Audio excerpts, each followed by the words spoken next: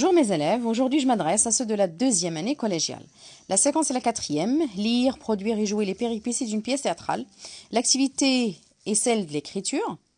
L'objectif sera de produire les péripéties d'une pièce théâtrale à partir d'une situation précise. Le support est le sujet affiché sur la page 147. Avant et à titre de rappel, la définition des péripéties dans le schéma théâtral ainsi que ses fonctions.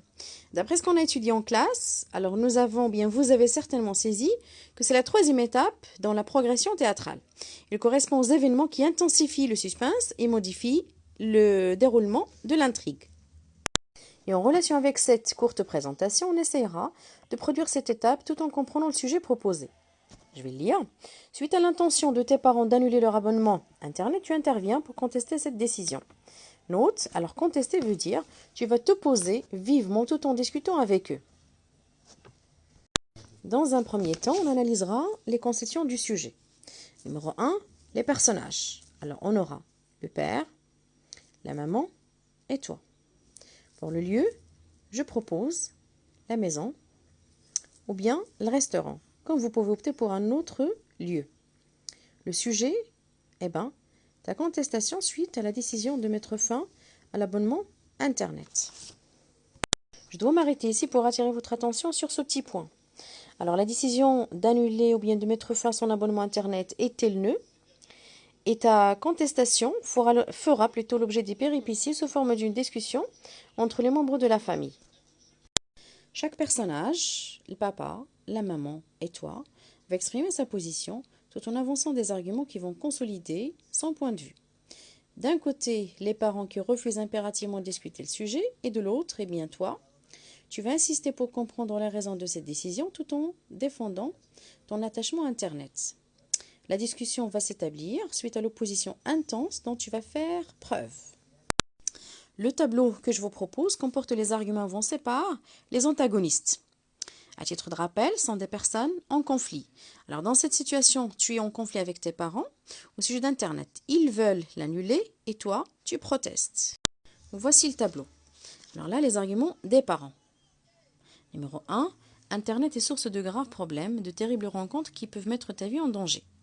Numéro 2, Internet te prive de passer plus de temps avec eux. Tu es devenu addict, tu n'es plus le même. Internet t'expose à plusieurs effets nuisibles, menace ton développement mental et peut provoquer des conséquences néfastes sur ton cerveau immature. Maintenant, c'est ton tour. Voici quelques arguments que tu peux avancer toujours à titre d'exemple. Internet facilite les apprentissages, le plaisir d'étudier est assuré, permet de nouer de nouvelles relations amicales, permet d'approfondir son savoir tout en l'enrichissant, offre la possibilité d'apprendre tout en se divertissant, facilite les devoirs, une source garantie de réussite. Bien sûr, tout ajout d'arguments valables est recommandé pour enrichir davantage la production. Ce tableau, toujours à titre d'exemple, fera l'objet d'un dialogue entre les personnages en conflit, c'est-à-dire entre les parents qui veulent annuler leur abonnement Internet et l'enfant qui ne partage pas leur avis. Puisqu'on a évoqué le dialogue, alors rappelons quelques-unes de ses caractéristiques théâtrales. Ce discours théâtral est basé, numéro 1, sur ce qu'on appelle les didascalies internes, c'est-à-dire des répliques signalant à chaque fois la prise de parole de l'un des personnages. Numéro 2, sur des didascalies qu'on appelle externes, c'est-à-dire des indications cyniques relatives aux personnages, leurs déplacements, leurs sentiments, leurs réactions.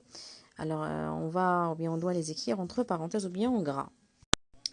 On arrive maintenant à la phase de la production.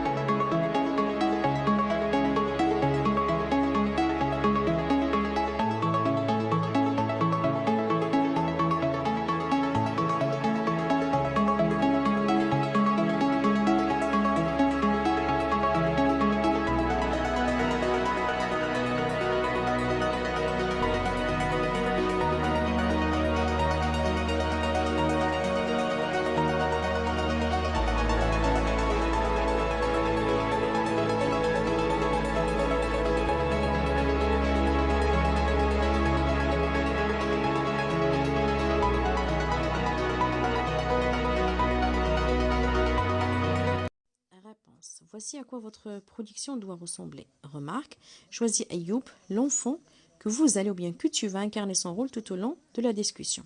Je commence. La famille Ayoubi est réunie autour d'une table dans le salon. Le père est sur le point d'annoncer la mauvaise nouvelle à son fils Ayoub. Le père tend sévère. Ayoub, nous avons pris la décision d'annuler notre abonnement Internet. Ayoub, frappé de stupeur, de confusion. Quoi ? Mais, la gorge serrée. Mais je n'ai rien fait de mal pour me punir de la sorte.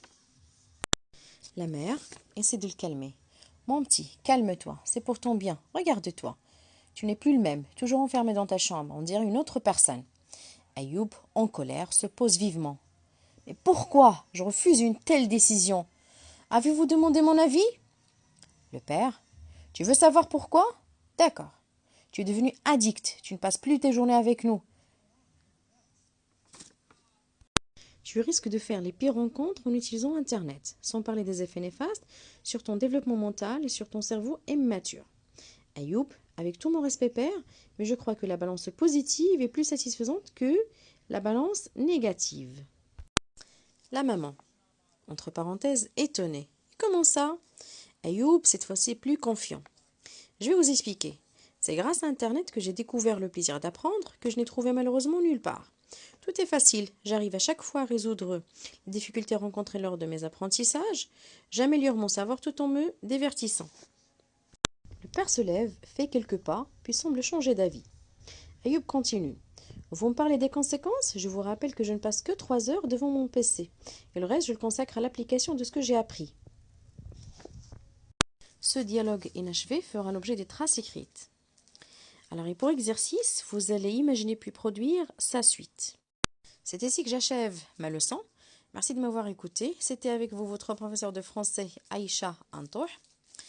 Je vous dis encore une fois, patience, patience, telle est la devise pour relever le défi que le coronavirus nous a lancé. À bientôt.